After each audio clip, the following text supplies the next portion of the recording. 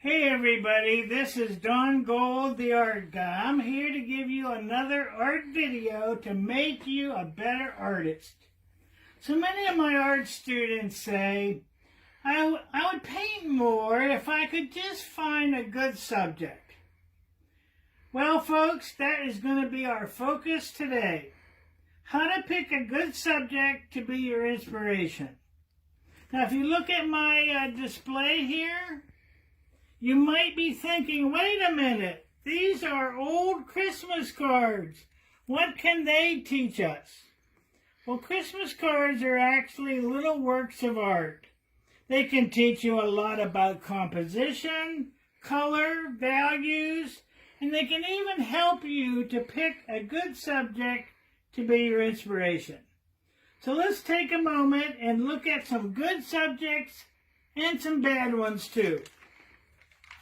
If you want to pick a good subject, don't pick pictures that have too many details. Some pictures are too busy and tend to confuse not only the artist who's trying to draw and paint them, but the viewer as well. One central theme is best. Now these cards are what not to do. This one here is the mailbox. It's a cute card, but the letters and packages in them are going to be hard to draw because they have too many different angles. And then Santa's Toy Shop here, I think they tried to capture the Christmas magic, but it is way too confusing to me. The colors seem to be fighting each other. And if you look at this snowman here, he's cute. Honestly, though, I think they did too many birds, and then they didn't stop there. They added a kitty, a lamb, and a mouse. These are not good examples of how to pick a subject. So don't pick a subject that is too complicated. Simple is better and can be just as elegant. I want you to take a look at this snowman. Okay, he is cute. Look at the, over here, see how the scarf is even complicated. But my guy here has a nice red scarf, a green hat. I even threw in some red birds and for good measure, a bunny rabbit. Compare the two snowmen. One is complicated, one is not. Now, if you're a beginner artist, I advise you this. Avoid pictures with people, babies, hands, feet, teeth, and multiple folds of cloth.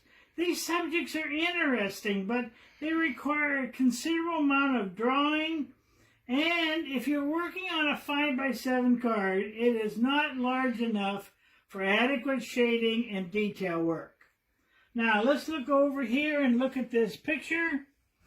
This card here has all the things you don't want to have. People, babies, hands, multiple folds in the cloth.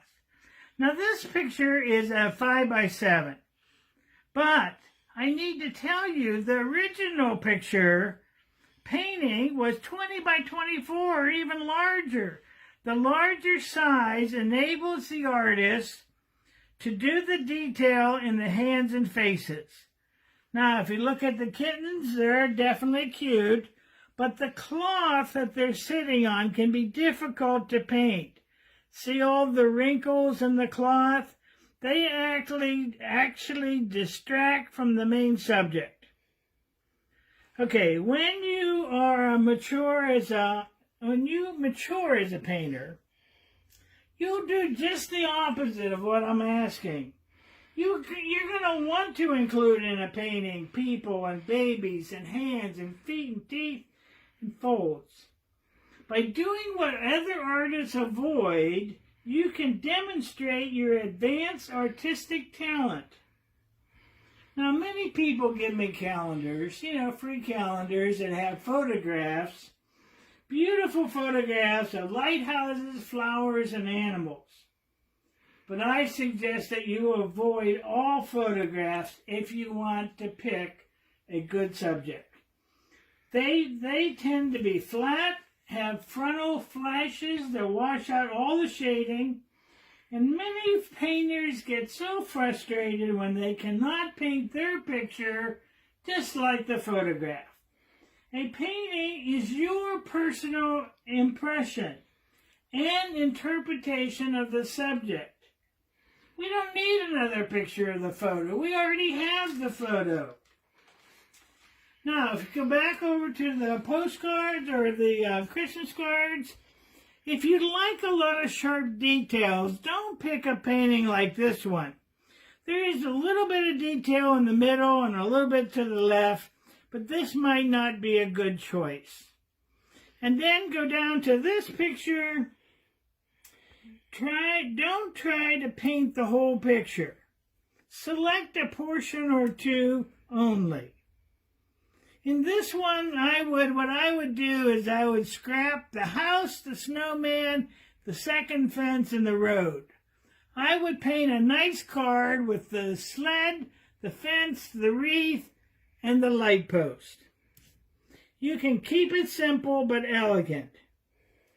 Try to pick subjects that give you a lot of leeway for personal expression. The reference photo or picture is just your inspiration. Make it your own. Use artistic license. Move a tree if you have to, or add clouds from another picture. Remember, it is your painting. In this art video, I want you to know the most important thing. Analyze what kind of pictures you like most. What do you find interesting? What is your passion? What turns you on and why? Is it the color combinations? Is it the design? Is it the details? Is it the emotions? If you paint what moves you, your painting experience will be more enjoyable, and actually you will do better. When new art students come to my adult teen painting class at the community library, they expect that we're going to do a paint along and paint all the same picture. They are amazed and pleasantly surprised when they find out they get to pick the subject they want and paint that instead. I encourage even new students to find out what they have passion about and paint that. Now, listen, always be on the lookout for subjects to paint. Keep a file folder of painting ideas. Many fantastic paintings are really composites of many painting ideas, such as their favorite clouds, waterfalls, lighthouses, trees, etc. So here's what I'd like to end with. I want to show you some good cards. These are frogs. Now, who ever thought of having frogs at Christmas? But these frogs are playing instruments, there are notes, we threw in a mistletoe. The important thing to do this card is to get the angle of the chairs right. And I think that this is a little bit complicated, but it is a fun card. If we go down here to you never go wrong if you use a puppy and a kitty, okay, for your picture. And remember last time we talked about brushes, or I guess it was the time before, the comb brush, which is also called the rake or the wisp, can be used to paint the fur, and it will also be used to paint the white part of Santa's hat to make it look soft. Okay. Now, look at this card. Look at it closely. Can you tell who is in the room, but we can't see them? Look at the shadow. The shadow tells the story. It is a clever card. So, here's the important thing. Little Christmas cards can help you pick out a good reference picture to inspire you. Now, some people might ask, will I ever be able to paint a blank canvas without reference material? And the answer is sure you will. But most of us paint from experience, and some of us tend to forget some of the details. So reference material is just a tool to get you started. I like to think of the reference card as a small box of inspiration. Now, you know what they say. Think outside the box and paint your heart out. This is Don Gold, the art guy, signing off. See you next time when I'll share another art video to help you discover your art talent and become a better artist.